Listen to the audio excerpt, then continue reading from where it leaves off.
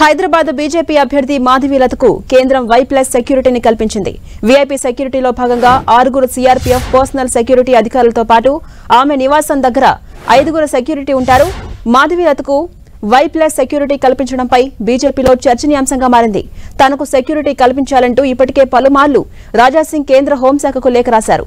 బండి సంజయ్, రాజాసింగ్కు భద్రత కల్పించని కేంద్రం మాధవీలతకు కేటాయించడంపై బీజేపీలో చర్చకు దారితీసింది.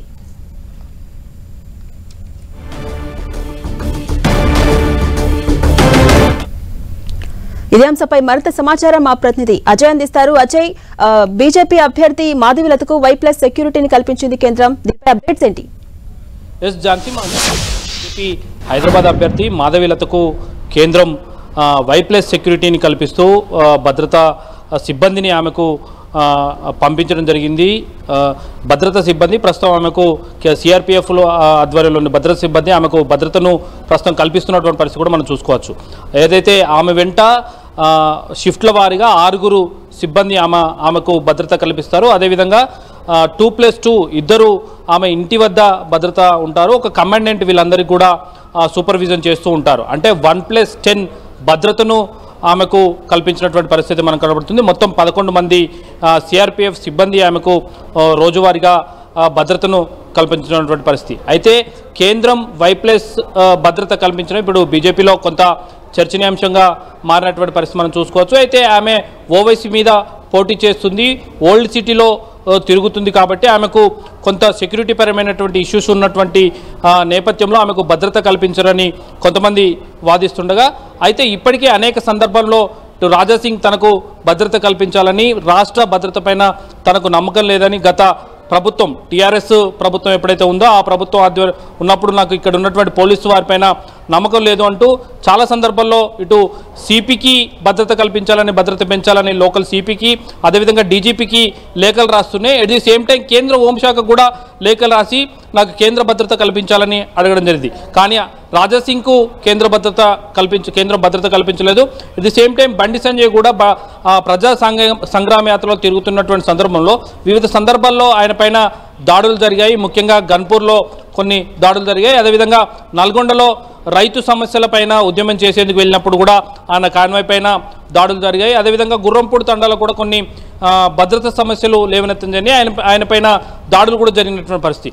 అలాంటి సందర్భంలో కూడా బీజేపీ నేతలు కొంతమంది కేంద్ర హోంశాఖకు నివేదిక ఇవ్వడం జరిగింది, బండి సంజయ్కి భద్రత పెంచితే బాగుంటుందని.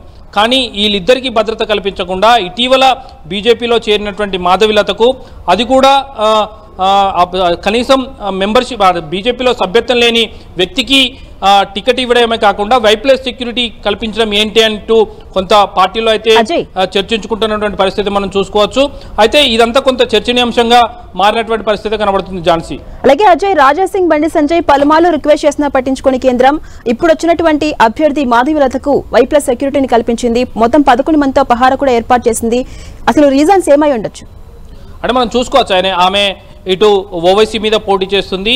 బీజేపీ అసలు చాలా వీక్గా ఉన్నటువంటి ప్రాంతమైనటువంటి హైదరాబాద్లో ఎక్కువగా ముస్లిమ్స్ ఉండడం జరుగుతుంది. బీజేపీకి జనరల్గా ముస్లిమ్స్కు కొంత రైవేవల్ ఉన్న విషయం మనకు తెలిసిందే. ఈ నేపథ్యంలో అక్కడ ఎక్కువగా సెక్యూరిటీ థ్రెట్ ఉంటుందన్నటువంటి ఇంటెలిజెన్స్ రిపోర్టు వెళ్ళి ఉండవచ్చు అన్న అంశం కూడా బీజేపీలో చర్చగా మారుతున్నటువంటి పరిస్థితి కనబడుతుంది. ఈ నేపథ్యంలో కేంద్రం ఆమెకు భద్రత కల్పించి ఉండవచ్చు అంటూ కూడా కొంతమంది బీజేపీ నేతలు అయితే చెప్తున్నటువంటి పరిస్థితి. అయితే ఓవైసీ మీద పోటీ చేస్తుండడం కారణంగానే ఆమెకు భద్రత కల్పించారు అన్న అంశం కూడా తెరపైకి వస్తున్నటువంటి పరిస్థితి కనబడుతుంది. అయితే ఆమెకు టికెట్ వచ్చిన కొత్తలోనే నాకు జెడ్+ సెక్యూరిటీ కావాలంటూ ఇటు బీజేపీ రాష్ట్ర అధ్యక్షుడు కిషన్ రెడ్డిని, అదేవిధంగా కేంద్ర హోంశాఖ మంత్రి అమిత్ షాను అడిగినట్టుగా కొంత సమాచారం అయితే ఉంటుంది. అయితే జెడ్+ సెక్యూరిటీ ఇవ్వలేదు కేంద్రం, కేవలం వై+ సెక్యూరిటీ ఇచ్చినటువంటి పరిస్థితి కనబడుతుంది. ఈ వై+ సెక్యూరిటీ పైన కూడా వివిధ రకాల విమర్శలు అయితే వెలువడుతున్నటువంటి పరిస్థితి కనబడుతుంది. దేశవ్యాప్తంగా రాజాసింగ్ తిరుగుతూ హిందూ సంఘాలను జాగృతం చేస్తున్నటువంటి టైంలో ఆయనకు విదేశాల నుండి థ్రెట్ కాల్స్ కూడా వస్తూ ఉంటాయి. అలాంటి వ్యక్తికి భద్రత కల్పించకుండా మాధవీలతకు భద్రత ఇవ్వడం ఏంటి అన్నదాన్ని కొంత చర్చనీయాంశంగా మారినటువంటి పరిస్థితి మనం చూడొచ్చు. Right, thank you Ajay.